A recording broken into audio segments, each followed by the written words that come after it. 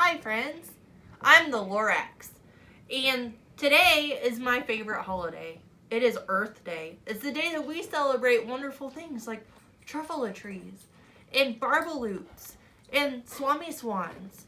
All those wonderful things that the earth has given us. And we can think about ways to help the earth.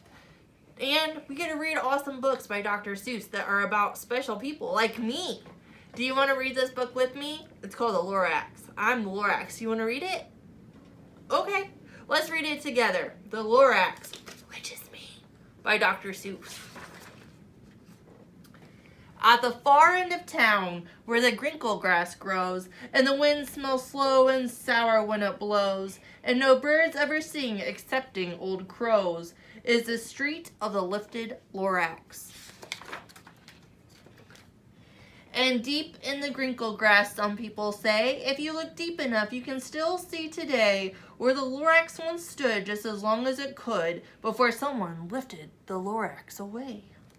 What was the Lorax, and why was it there, and why was it lifted and taken somewhere? From the far end of town where the grinkle grass grows, the old Onceler still lives here. Ask him, he knows. You won't see the Onceler, don't knock at his door. He stays in his lurkum on top of his store. He lurks in his lurkum cold under the roof, where he makes his own clothes out of muffled moof. And on special dank nights in August he peeks out of the shutters, and sometimes he speaks, and he tells how the Lorax was lifted away.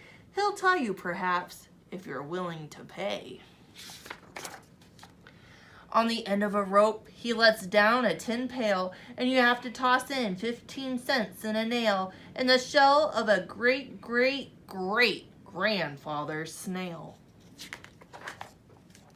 Then he pulls up the pail, makes a most careful count to see if you paid him the proper amount. Then he hides what you paid him away in his snub, his secret strange hole in his grovelless glove. Then he grunts, I will call you by whisper my phone, for the secrets I tell you are for your ears alone. Shloop down the slups, the whisper my phone to your ear, and the old Onceler whispers are not very clear, since they have to come down through a snurgly hose, and he sounds as if he has smallish bees up his nose. I'll tell you, he says, with his teeth sounding gray, how the Lorax got lifted and taken away. It started way back, such a long, long time back. Way back in the days when the grass was still green and the pond was still wet and the clouds were still clean, and the song of the swami songs rang out in space. One morning I came to this glorious place, and I first saw the trees, the truffula trees, the bright colored tufts of the truffula trees, mile after mile in the fresh morning breeze. Those are my truffula trees. And under the trees I saw brown barbaloots frisking around in their barbaloot suits, and they played in the shade and ate truffula troots. In the rippleless pond came the comfortable sound of humming fish humming while splashing around. But those trees, those truffula trees, all my life I'd been searching for trees such as these. The touch of their tufts was much softer than silk, and they say they had the sweet smell of butterfly milk. I felt a great leaping of joy in my heart. I knew just what I had to do. I unloaded my cart. This part makes me really sad. In no time at all, I had built a small shop. Then I chopped down a truffula tree with one chop. And with great skillful skill and with great speedy speed, I took the small soft tuft and I knitted a thneed. This is my favorite part. This is where I come in. The instant I'd finished, I heard a zoop. I looked. I saw something pop out of a stump of the tree I chopped down. It was sort of a man. Describe him, that's hard. I don't know if I can. He was shortish and oldish. I'm not old. And brownish and mossy. And he spoke with a voice that was sharpish and bossy. Do I sound sharpish and bossy?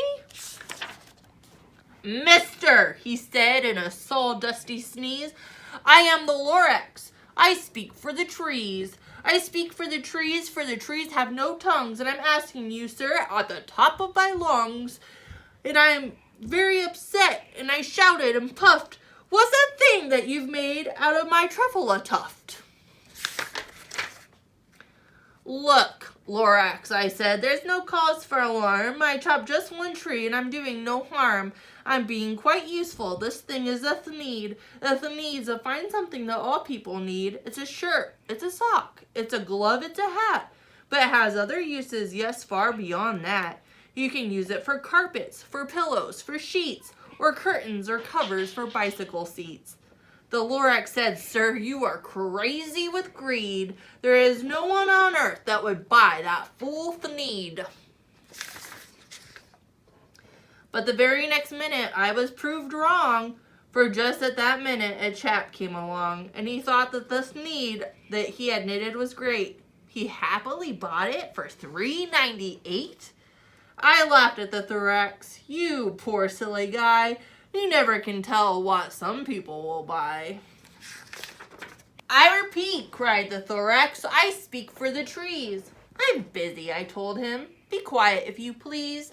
I rushed across the room and in no time at all built a radio phone. I put in a quick call. I called on my brothers and uncles and aunts, and I said, listen here, here's a wonderful chance for the whole Onceler family to get mighty rich. Get over here fast. Take the road to North Nitch. Turn left at Weehawken. Sharp right at South Stitch. And in no time at all, in the factory I built, the whole Onceler family was working full tilt. We were all knitting Thneeds just as busy as bees to the sound of the chopping of truffle trees. Then, oh baby, my business did grow. Now chopping one tree at a time was too slow. So I quickly invented my super axe hacker, which whacked off 4 truffle trees at one smacker.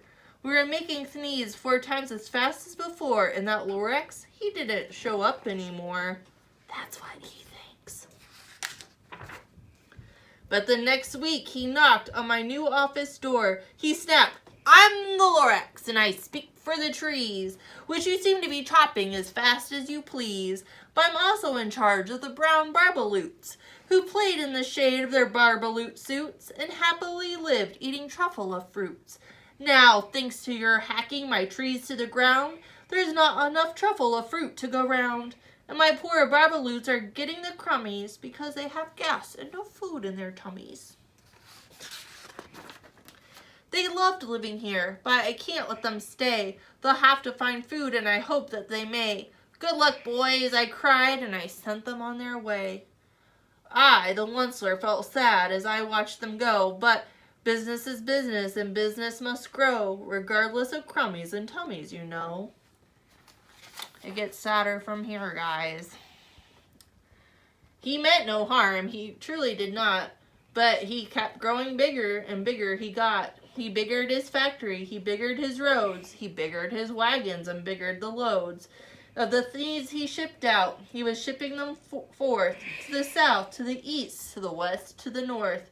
He went on biggering, selling more Thneeds, and he biggered his money, which he thought everyone needs. So again, I came back. Well, he was fixing some pipes, and he called me a nuisance, and he gave me more gripes. I am the Lorax, I coughed and I whiffed. I sneezed and snuffled and snargled and sniffed. Onceler, I cried with a cruffulous croak. Onceler, you're making smogulous smoke. My poor swami swans, why, they can't sing a note. No one can sing who has smog in his throat. And so, said the Lorax, please pardon my cough. They cannot live here, so I'm sending them off. Where will they go? I don't hopefully know. They may have to fly for a month or a year to escape from the smog that you've smuggled up here. What's more, snapped the Lorax, his dander was up, let me say a few words about Gluppity-Glup. Your machinery chugs on, day and night without stop, making gluppity-glup and sloppity-slop. And what do you do with this leftover goo? I'll show you, you dirty old Once-ler man, you. You're glumping the pond where the humming fish hummed. No more can they hum, for their gills are all gummed. So I'm sending them off, oh, their future is dreary. They'll walk on their fins and get woefully weary. In search of some water that isn't so smeary. I hear things are just as bad up in Lake Erie.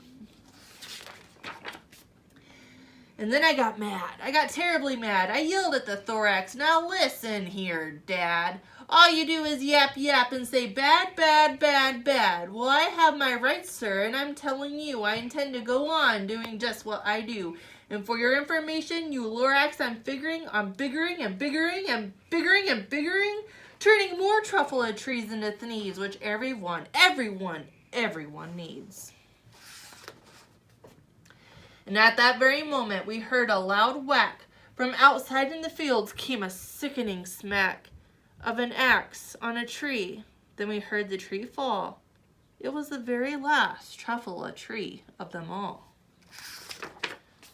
No more trees, no more thneeds, no more work to be done. So in no time at all, my aunts and uncles, every one, all waved me goodbye.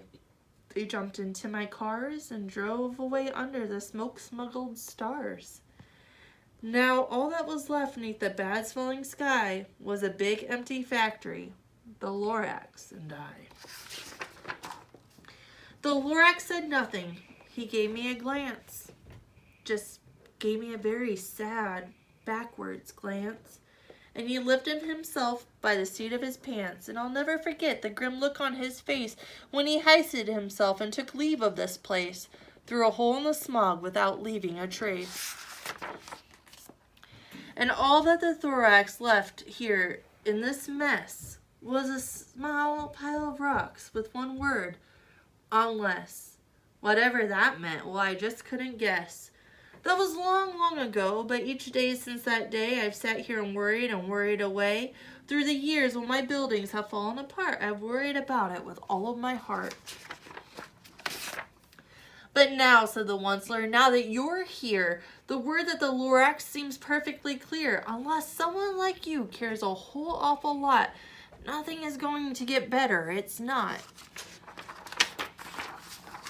So, catch, calls the Once-ler, and he lets something fall. It's a truffula seed, the last one of all. You're in charge of the last of the truffula seeds, and truffula trees are what everyone needs. Plant a new truffula, treat it with care, give it clean water, and feed it fresh air. Grow a forest, protect it from axes that hack, then the Lorax and all of his friends may come back. So, the Once-ler made some bad choices, but that doesn't mean that you have to. Somebody like you, who cares a whole awful lot, can make things get better pretty quickly, actually. So if you want to make things better, what I'd like for you to do is leave a comment under my video and tell me what you're going to do to make things better. And if you leave a comment, I will send you some seeds of your own that you can plant with your family and help the swami swans and the barbaloots be happier with cleaner air and fresh water. And together we can make this a better place. Happy Earth Day, friends!